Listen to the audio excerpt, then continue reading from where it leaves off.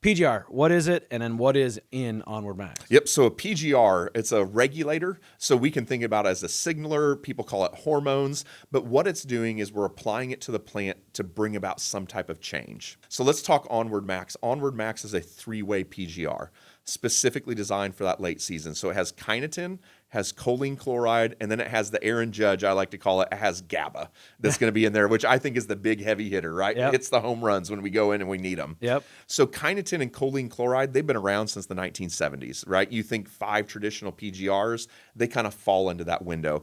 Chitin is all about reproductive success, flowering, pollination. That's where I put my chitin late season. Choline chloride, I think, is a really neat kind of older PGR because what choline chloride does is it helps keep the chlorophyll from breaking down. We get late season, the sunlight starts to kind of shorten up, we get some stresses, our plants start to yellow. What's happening is the plants are naturally breaking down that chlorophyll.